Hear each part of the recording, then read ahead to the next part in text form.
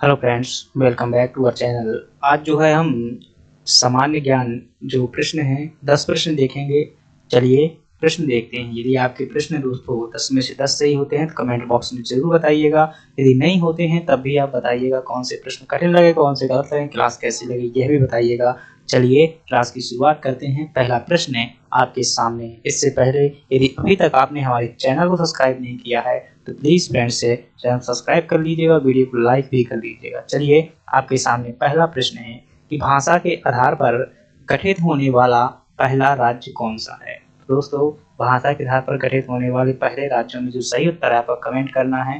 दोस्तों, जैसे ही आज़ादी मिली थी तो भाषा के आधार पर अलग अलग जो है क्षेत्र के लोग अपने लिए पृथक राज्य की मांग कर रहे थे, और इनमें से जिससे सबसे पहले राज्य का गठन किया गया था वो कौन था? आपका आंध्र प्रदेश था। तो इस प्रश्न का सही उत्तर होने वाला है वो क्या होगा? ऑप्शन बी, आंध्र प्रदेश सही उत्तर होगा। चलिए अगले प्रश्न की बात करते हैं, और अगला प्रश्न है कि भारत में प्राचीनतम मानव के साक्ष्य कहाँ से प्राप्त हुए हैं। दोस्तों, भारत में यदि प्राचीनतम मानव के साक्ष्य आपसे पूछे जाते हैं कि कहाँ से प्राप्त हुए हैं तो आपको क्या बताना है? इसमें जो है अपना उत्तर जो है सही बताना है। जल्दी से बताइएगा आप कमेंट बॉक्स के अंतर्गत। तो इसमें आपका जो सही जवाब होगा फ्रेंड्स वो होगा हथनौरा। यदि अन्य बातों की बात करें, हथनौरा फ्रेंड्स कहाँ पर स्थित है? तो ये आपका जो है मध्य प्रदेश में स्थित है। भीमबेटका भी दोस्तों मध्य प्रदेश में स्थित है, और यहाँ से जो है भित्ति चित्र प्राप्त हुए हैं। आदमगढ़ जो है दोस्तों ये भी आपका मध्य प्रदेश के होशंगाबाद जिले में है। भीमबेटका रायसेन जिले में है, और हथनौरा जो है आपका सीहोर जिले में। मध्य प्रदेश की ये कौन से जिले पर है? सीहोर जिले पर है। और ये जो है आपका रायसेन जिले पर है। और जो आजमगढ़ है आपका ये वर्तमान में जो नर्मदापुरम जिले पर है, पहले इसका नाम होशंगाबाद हुआ। यहाँ से जो है दोस्तों आपके पशुपालन के जो है प्राचीनतम साक्ष्य प्राप्त हुए हैं। बागौर जो है आपका राजस्थान में स्थित स्थल है, ताम्रपाषाण कालीन स्थल है। चलिए अगले प्रश्न की बात करते हैं, और अगला प्रश्न है निम्नलिखित में से किस शासक को पागल सुल्तान कहा जाता है। दोस्तों, दिल्ली सल्तनत में कई शासक हुए, परंतु उनके कार्य कुछ इस प्रकार से थे कि इतिहासकारों ने क्या कहा? पागल सुल्तान कहा। यदि इनमें बात की जाए तो आपका सही जवाब जो होगा वो होगा पागल सुल्तान जिसे कहा जाता है वो दोस्तों मोहम्मद बिन तुगलक। और मोहम्मद बिन तुगलक जो है तुगलक वंश का शासक था। इसके समय पर दोस्तों एक विदेशी यात्री आया हुआ था जिसका नाम था इब्न बतूता। कई बार प्रश्न आ जाता है कि इब्न बतूता किसके समय पर आया हुआ था, और यह मोरक्को का रहने वाला यात्री था। फिरोज शाह तुगलक दोस्तों मोहम्मद बिन तुगलक के चाचा का लड़का था जो बाद में शासक बना था, और इसने जो क्या की थी जौनपुर शहर की स्थापना की थी। मोस्ट इंपोर्टेंट आपसे सिकंदर लोधी दोस्तों लोधी वंश का शासक है, और इसके द्वारा जो है आगरा शहर की स्थापना की गई थी। गियासुद्दीन तुगलक जो है दोस्तों तुगलक वंश का क्या हुआ करता था? ये संस्थापक हुआ करता था। अगले प्रश्न की बात करते हैं। अगला प्रश्न है आपका, इसका जो सही जवाब होगा वो होगा ऑप्शन ए जो है इसका सही जवाब होगा।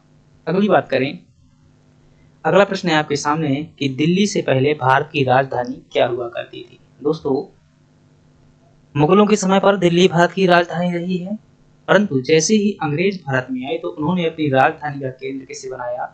कलकत्ता को जो है उन्होंने राजधानी का केंद्र बनाया। तो इसका सही जवाब क्या होगा?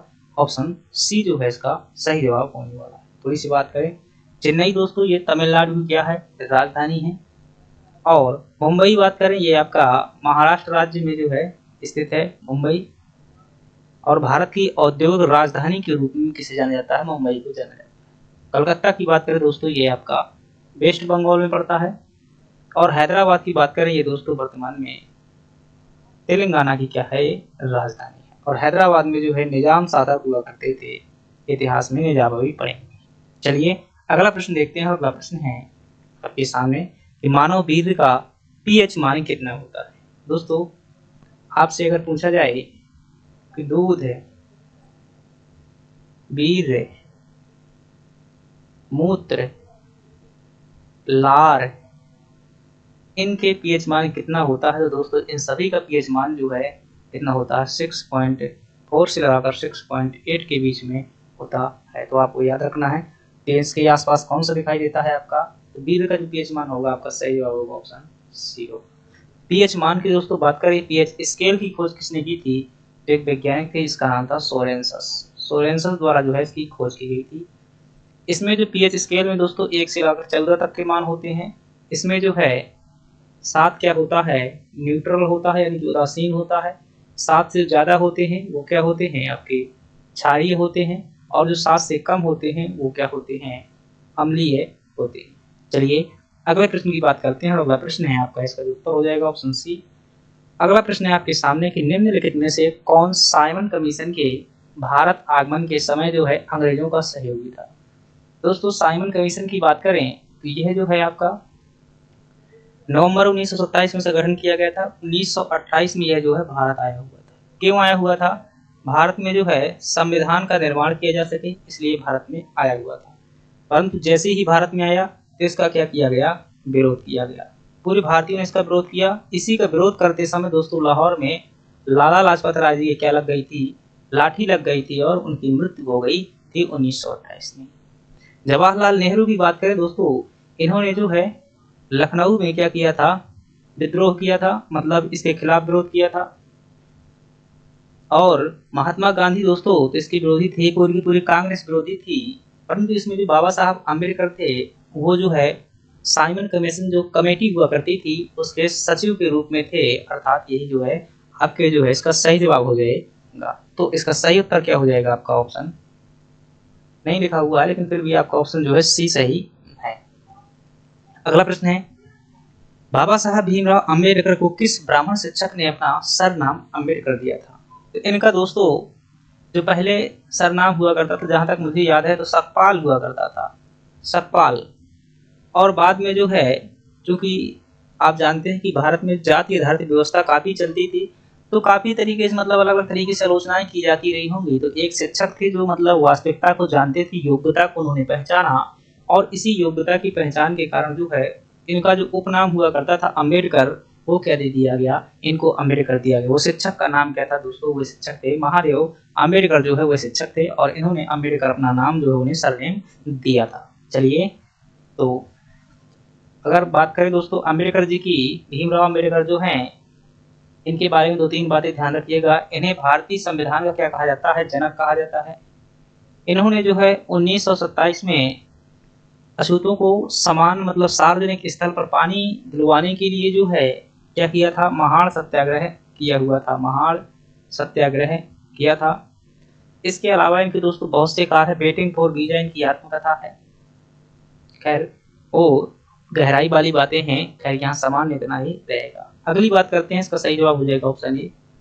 अगला प्रश्न है आजादी के पश्चात भारत पर आक्रमण करने वाला प्रथम देश कौन था। दोस्तों आजादी के पश्चात भी भारत पर आक्रमण करने वाला प्रथम देश कौन था, पाकिस्तान था। इसने आजादी के जस्ट बाद तुरंत ही जम्मू कश्मीर के ऊपर आक्रमण कर दिया था और उसी समय जम्मू कश्मीर ने भारत से सहायता मांगी और जो है विलय पत्र पर हस्ताक्षर के फलस्वरूप भारत के जो सरदार पटेल हुआ करते थे उन्होंने सेना भेज दी।